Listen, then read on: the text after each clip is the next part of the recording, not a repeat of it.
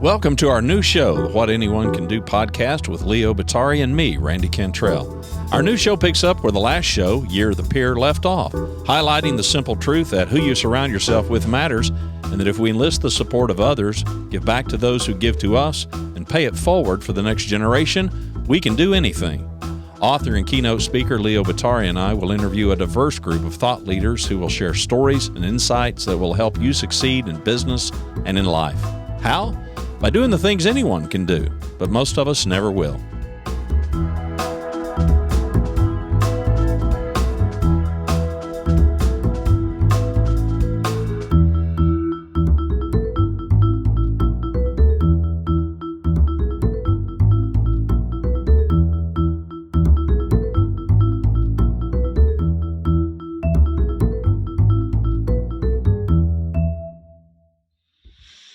Welcome back to another episode of What Anyone Can Do, the podcast, coming to you from Southern California. He is Leo Batari. I'm Randy Cantrell, coming to you from Dallas, Fort Worth, Texas. And Leo, you just published, as we're hitting the record button, today is Wednesday, August the 7th, and you had a short but pretty powerful, I thought, article that appeared in CEO World Magazine, How Great CEOs Maximize Peer Relationships. And we wanted to talk a little bit about it and share with you, the audience, some of these insights that largely stem from the research that you did in co-authoring that first book, The Power of Peers. Yeah, and I just felt like it was worth kind of, getting to that because it speaks to the basics in terms of how we engage one another. And it's basically set up in a 2x2 framework where we talk both in terms of the one-to-one relationships we have with people as well as the one-to-many. So the argument is basically, or the premise of it is that most people engage in relationships with their peers by connecting, right? Making connections with people. That could be connecting on LinkedIn. It could be introducing someone or meeting someone at a business after hours, things like that, where we're making those initial connections and introductions and all that, where we first started getting to know one another. The second way we talked about was networking.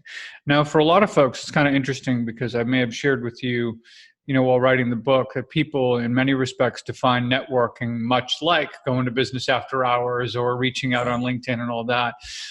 I think that the more we dove into it, though, the more we saw networking as kind of a next level, not an initial level, because oftentimes when we're networking, we're doing so in a way that extends our reach, but does so in a manner where there's some trust and shared experiences with one another built up enough so that if you and I meet, okay, and I spend enough time with Randy, I'm like, hey, Randy's really good at this, this, and this. I think I'm now confident that I can make an introduction to someone who I know and trust, and know that engagement is going to be really positive for both of you. And I think every time each of us does that, whether it's recommendations or references or introductions or whatever it happens to be, we're always putting our personal credibility on the line every time we do that. So that's why we defined it in terms of connections as being literally those initial introductions, and networking being more purposeful and more intentional. Third was this idea of optimizing. I think most of us have an opportunity at one point or another, whether it's on a sports team, whether it's at our companies or whatever, to be part of a team where we are either trying to achieve a collective goal or create a common work product where everyone has to contribute to this singular product of work that is a result of all of the skills and all of the knowledge and hard work and everything that everyone on the team brings to it. And that in most cases, no one person could create that product and make it as good as it would be when everyone gets involved, with it. We've talked in the past about, the VaynerMedias of the world or people like that, who, when they create great work, it's the result of a lot of people coming together in the right environment that makes that happen. And we refer to that as optimizing. I think for most of us, that's about where it ends. We get to experience those three basic things. For many, if we get to that third one, yeah, if we're lucky, I mean, you're going to be part of it at some level. Whether you're part of a really great team that does that, right, is another another animal. But for many, they never get to experience what we talk about when we mean accelerate. So, and what we really mean by that is that instead of being part of a team, it's really part of a group. So a team is trying to go after something that they can only achieve collectively, or a work product that they create as a group, or as a team, of course.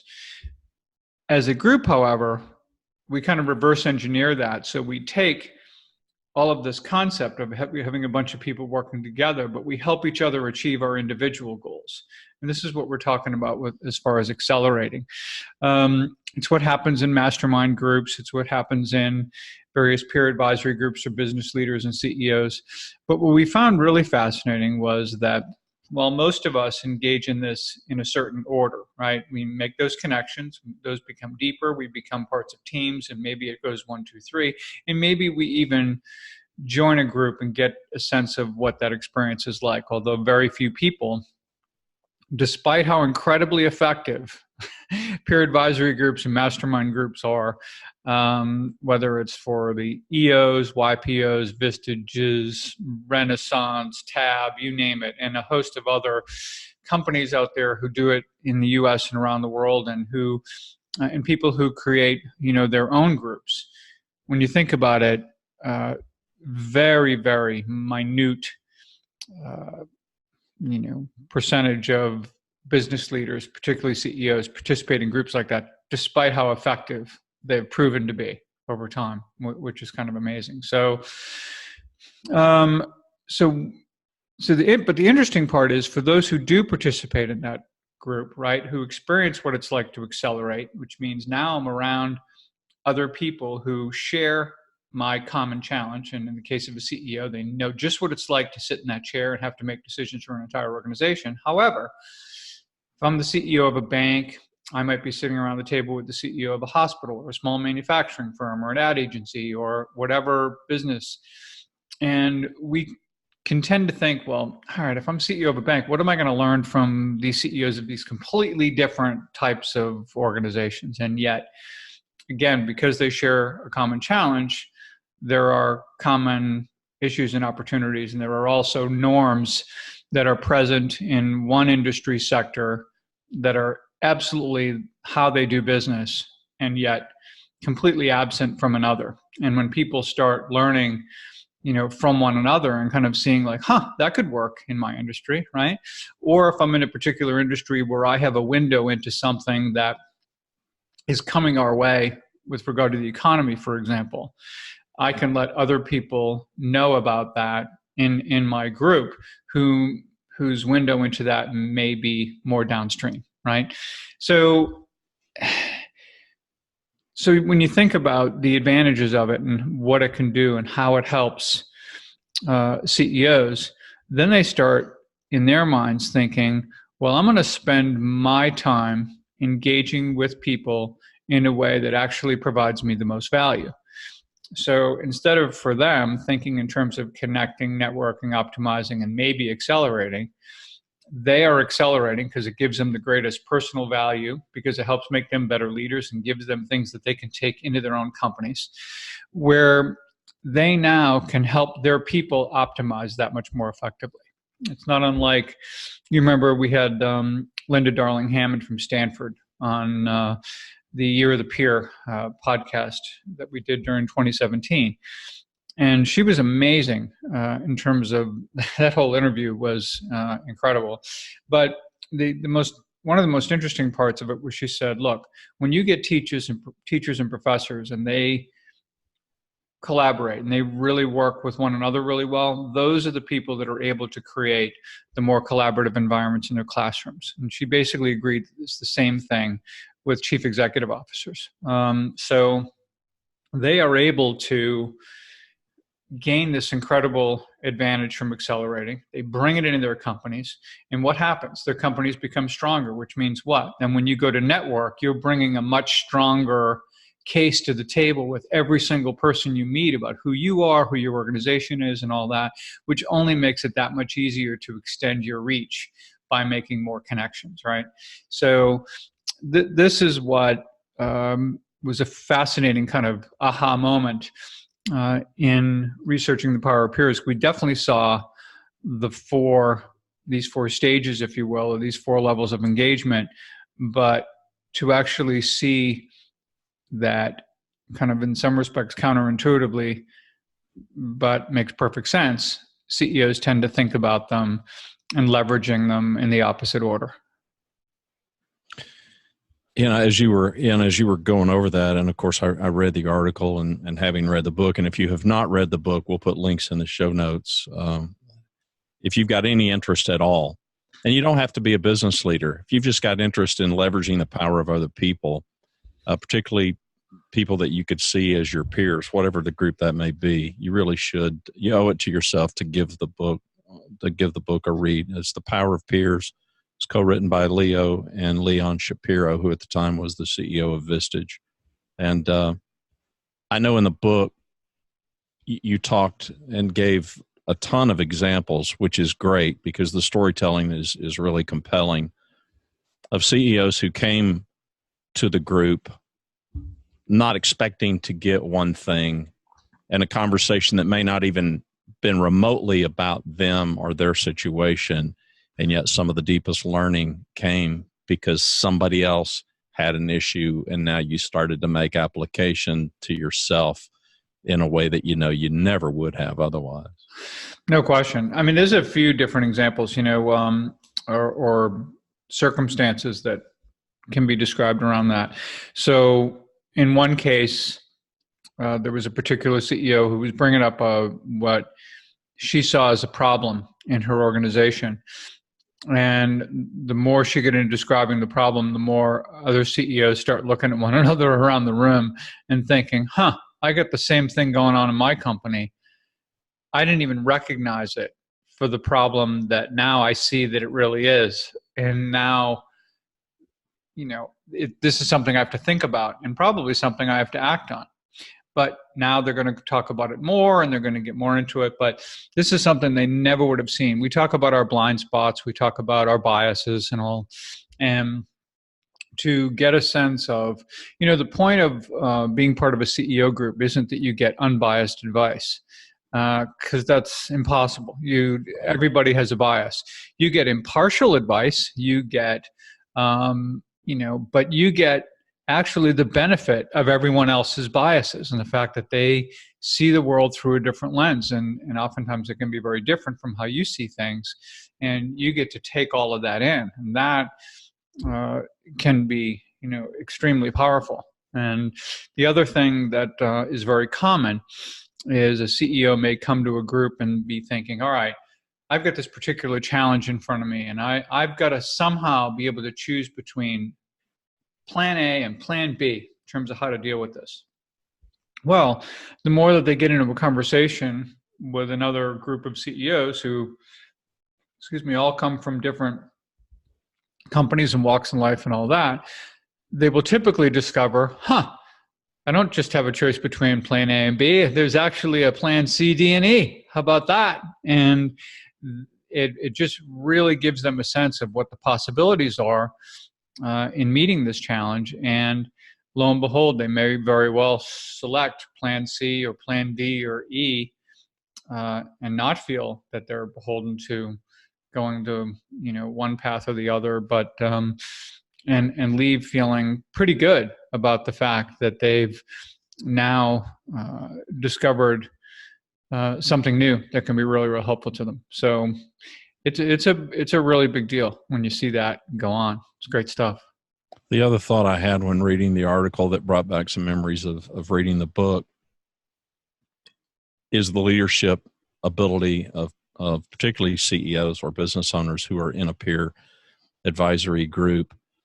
That leadership of collaboration that participating in a group like this and having to learn to collaborate, putting yourself in a position where you're willing to learn to collaborate, which is probably not something that's terribly natural for the typical CEO type personality. But then the translation of that into their own companies, because they're now practitioners of it themselves in this safe context with other CEOs. Look, the workshop that I do, Harnessing Peer Advantage to Your Advantage, right? We take the 5 factors from the Power of Peers. Do we have all the right people in the room, safe and confidential environment? Do we have valuable interaction in terms of the quality of the topics and the discipline around the conversation there? That you have a culture of accountability among the members, and that you have a servant leader who serves as the steward of the other 4 factors. I think once you get folks kind of locked in on what this is all about and how it works, they get to really, crawl inside the power of that. Now, the workshop itself has them working on their own group where they are having these conversations with one another.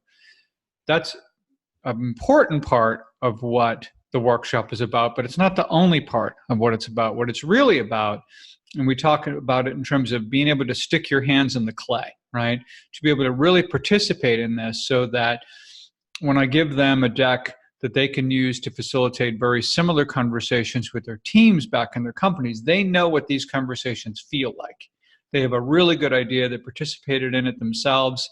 And, I think it's important to, whenever we can ask something of our team, that it's not something we either wouldn't ask of ourselves or something that we haven't done before. So it's a tremendous advantage, I think, where they went through this whole exercise, and it actually lasts, several hours. It's basically a 3-hour exercise that they go through to get into these rich and deep conversations among one another, to leave with an action plan that basically puts them in a position where they can take the whole performance of their group, as good as they are, they can make it that much better. So now they see, wow, what if I could do that with my teams, right? What if I sat down, even at a lunch and learn, even in 90 minutes, and we went through a bunch of these questions. For CEOs that have done it and have gotten back to me about it, and they've said, what a learning experience it was. I said, I work at this company. I founded this company, whatever it happens to be. And they think that they kind of have their finger on the pulse of everything that's going on, only to learn that, our companies grow and evolve, and there's a lot to learn all the time. And so it becomes really beneficial for them. And again, because they participated in it, it makes them that much better at leading it and learning from it back in their own organization. So yeah, it's really, really, really critical. I'm curious your thoughts, and I don't know that I've ever asked you this, but as you were talking, it came to my mind, so I'm gonna throw it out there. The ideal member, so far as, because the title of your article was How Great CEOs Maximize Peer Relationships. Paint for us a picture. I'm curious, paint for us a picture of the ideal CEO who is capable of maximizing that relationship. What do they do that those who maybe just go through the motions, or those that are maybe even more average, those that aren't really leveraging it for all that they could? What's the difference? Well, this becomes easy because this isn't my assessment of it. This is what CEOs learn for themselves when they go through this, and they'll parrot it back to me in terms of what they can be doing better at. And this is where we use the 5 factors to really provide a framework for that, right? So the first thing is, like 80% of life is showing up, as they say, right? Well, it's that and then some, in a peer group. These folks realize that attendance is really important, and that my attendance matters, that my being there is really, really important for myself, but also for the other members of the group. The idea is, we've talked about many times, if you have a jazz ensemble and you start removing instruments, it's never going to sound the same. So being there, number one, and being prepared, I think, is another critical one. I've had so many CEOs tell me that their peer group meeting can be the least prepared they show up to any meeting on their calendar. So they don't, they would never think to go to a board meeting or meet with their employees or meet with a client or customer and just show up and wing it. And yet it can happen, and they admit it. What's fascinating about it, though, is that usually in that group of CEOs, there's somebody who actually does prepare. And it's noticeable to the point where someone calls out and says, hey, you're always prepared for this meeting, right? So A, they notice. And B, I've never had anyone answer the question of how long it takes them to prepare and have them say that it takes more than 15 minutes. So now everyone looks at each other around the room and says, wow, imagine if we all spent 15 minutes and actually really were prepared and we're ready and our heads were in this game right out of the gate from the moment we showed up first thing in the morning. Makes a big difference. That alone can be a game changer. So I think being there, being prepared. There's also the question of how well they leverage this very unique, safe environment that they have, right? So we talk about these peer groups in terms of having an environment that people can and should feel open, to share what's really going on, not just pieces of it or not avoid it or anything like that, but really throw it open and talk about what's really happening, and also understand that the environment is confidential and that confidentiality is sacrosanct and essentially contributes to the safety of that environment. But having a safe environment is one thing, and having people who actually use it, right? Let's dive into the pool and get all of its benefits as opposed to sticking my toes in the water. And that makes all the difference in the world. Because when we get into the valuable interaction part and the quality of the issues and all, you're never going to bring up the real important topics that you're well prepared to talk about, right? Which goes back to preparation. If you are not comfortable having those conversations around the people in the room, even though you can, but if you won't do it, if you can't bring yourself to do it, you're never going to gain the full advantage of what's happening there. So I think clearly being open, clearly being willing in a way where you're really prepared to bring high quality topics to the group, I think is essential.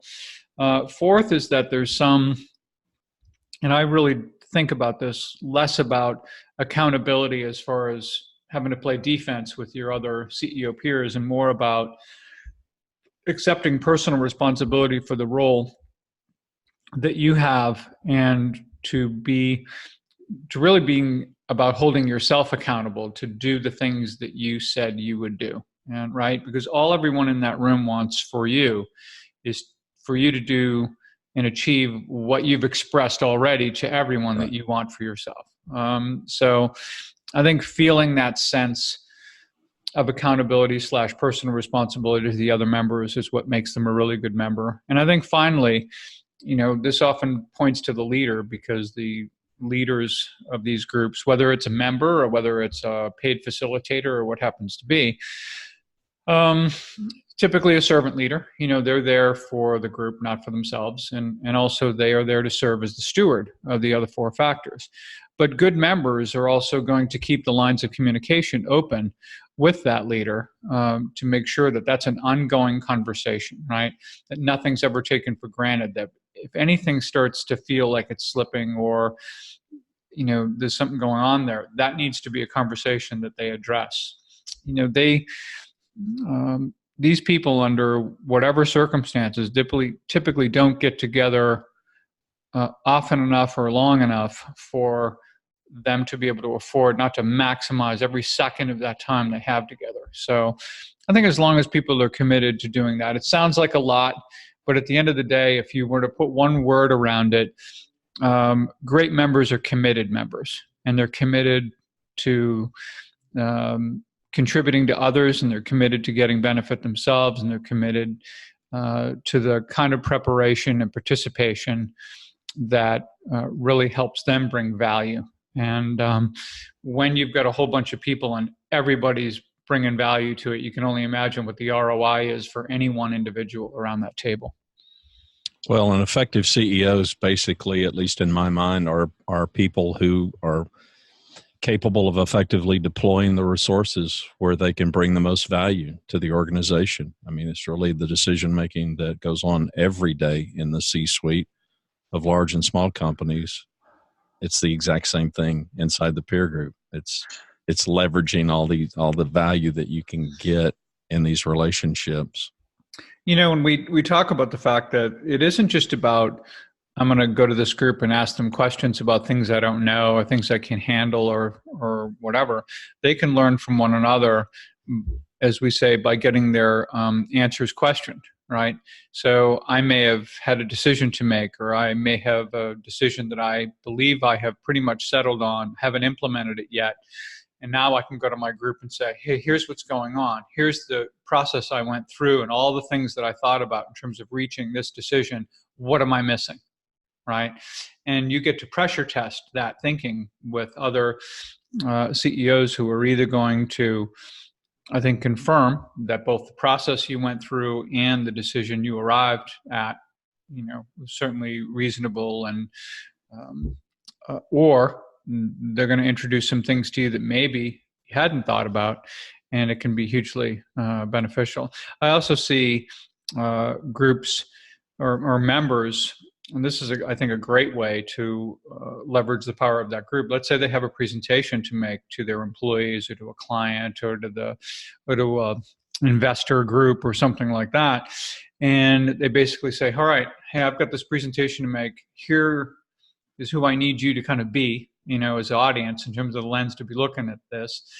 I'm going to deliver the presentation, or at least an important part of it, to you all, and I want some feedback on it. And I've never seen that done where someone doesn't get a whole lot of really great feedback around that helps make that whole thing that much better and allows that CEO to be that much more successful in whatever meeting they were leading or whatever outcome they were looking for. And of course, for everyone else in the room who is not only participating but listening to that coaching, they're imagining in their own minds, all right, next time I've got this similar meeting, here are the things I'm going to avoid, or here are the things that I want to make sure that I do. So I think it really comes down to, the short answer, to your question really is really about commitment, and it's about the understanding that it's my responsibility to myself and to other people around the table to bring my A game each and every time I come and interact with them. Before we wrap up, catch us up on Peer Innovation. This is the new initiative that Leo is spearheading, and update us. Oh yeah, all kinds of peer innovation going on, but no, let's face it. I think peer innovation is, there's many initiatives around it. First of all, it's doing the kind of work that we've talked about in these workshops to help make CEO peer groups and executive peer groups just operate at a higher level based on their own assessment within the framework I provide of what they can be doing and how they can be more effective. Be working with organizations who make incredible investments in learning and development and provide a lot of amazing content and great speakers and great learnings. And unfortunately, there's not always a mechanism for people to be able to absorb that and apply it, in a way that would really be beneficial to the organization when you consider the investment made against that. I think it's an ROI that would be, unacceptable in most other areas, and somehow we don't kind of hold ourselves to account on that the way we need to. I think the same is true with strategic initiatives, right?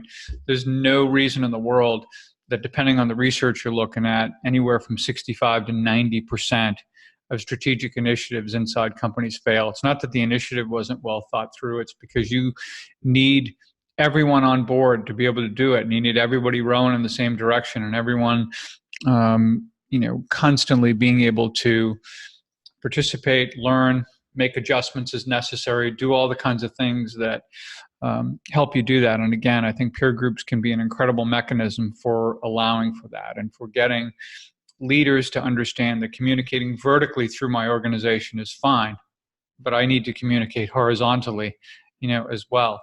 Understanding who are the key influences, who are the people that,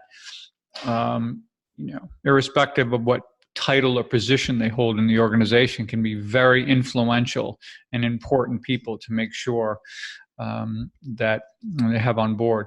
And then finally, all of this, I think, through the work you're doing and leading peer groups through the workshops that I'm doing, is some real look and, working with Dan Hoffman and others on what does the peer group of the future look like? What are the various iterations of it that can help democratize this whole thing, number one, get more people participating in these groups than ever before because they are so amazingly effective?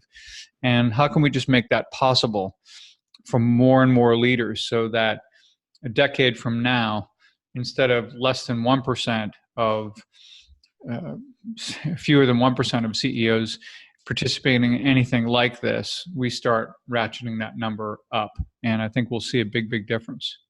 Well, you hit on it in the article and in the book, The Power of Peers, just that acceleration, which to me is the exciting part of this work and our initiatives, separate and together, of traction, putting all of the dollars that HR departments and training departments are spending on their people, which is an enormous number, and giving it some real value that comes back multifold. If I do think, and you know better than me, I think a lot of it is just know-how. It's just people figuring out ways to do that, and it's not so complicated. And I don't know if people are looking for just that easy button solution and dealing with human capital and putting people in a room together and just actually having the conversation.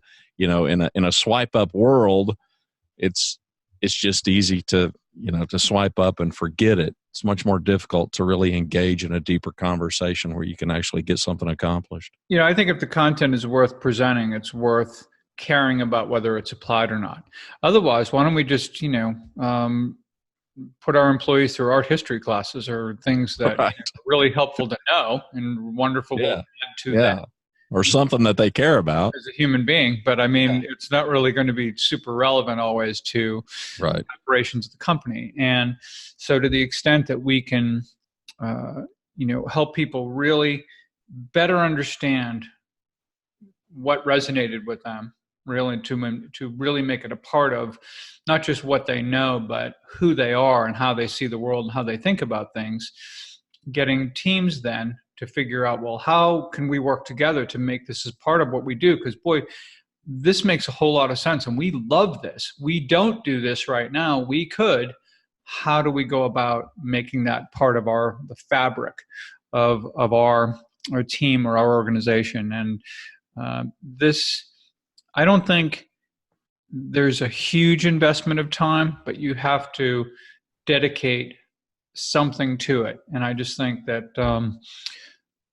for a very little investment, but something that is ongoing, right, that you can get peer groups inside of companies who can actually do some amazing things when it comes to bringing life to, people go to, I don't care if it's an online course or it's a quarterly learning and development day or whatever.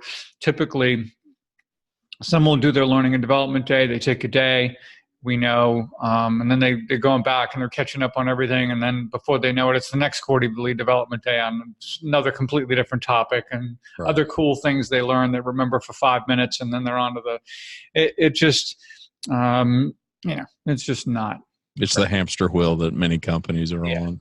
Yeah. So, but I don't fault the development programs or the training programs or everything themselves. I think there's a lot of incredible stuff out there. Sure. But I do think that, you can teach someone to drive, but then if you don't give them a car for a couple of years, then they don't get to practice. They don't get to do that. I mean, I don't know how you're able to Right. be competent out on the road. So, yeah. Well, let's invite people to go to the website, leobottari.com. That's LEOBOTTARY.com. You can learn more about Leo and the workshops and Peer Innovation and some of the work that he does. If you are a small business owner in the United States, and I'm not biased, it's just because I don't want to manage that many time zones. I've had a few people in Europe and a few people. Canada wouldn't be so bad, but I don't know. But a small business owner, SMBs in the United States, and you're interested in leveraging the power of peers in a virtual, online, convenient forum, then I would encourage you to check out thepeeradvantage.com. It's an initiative that I'm beginning, a 7-member mastermind group, if you please, of SMB owners from around the United States. That's right. Well, as you know, I'm not going to get into talking too much about it right now, but we got a couple of great guests coming on the show over the next few weeks. And also internet connection, fingers crossed on that. I think it would be great if we did a show from Norway when I'm speaking at the Executive Growth Alliance Summit. Really looking forward to that. That's going to be an incredible event. And, I think a live podcast from there would be a whole lot of fun. And maybe we can pull a few guests on the show or something like that while I'm there. But, that'd be great. Yeah, I think it'll be a really fun time and, really great experience, for everyone, where we can really talk about kind of not only where the world's going, but hopefully make people feel a little better about the fact that no matter how daunting the challenge, none of us has to deal with these things entirely by ourselves. So I think as long as we can recognize that, we're good to go. Well, and a big theme of some of this is future proofing. So, part of the advantage of the peer advantage is future proofing your business and your career, which is largely, I know, what that conference is all about. Hey, so I know there's only a few spots in your group left. So, if you are so inclined, give Randy a shout. We will have contact information in the show notes, of course. And, anyway, Randy, always fun. Thanks. And enjoyed it. See everybody next week. Have a good day, everybody. You bet.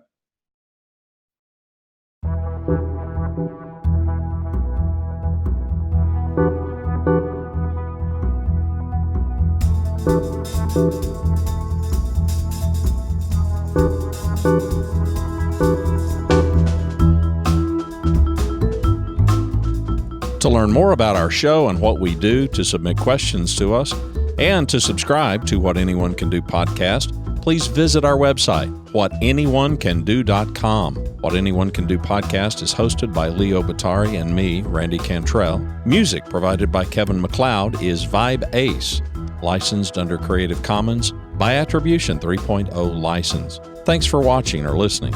We hope you'll share the podcast.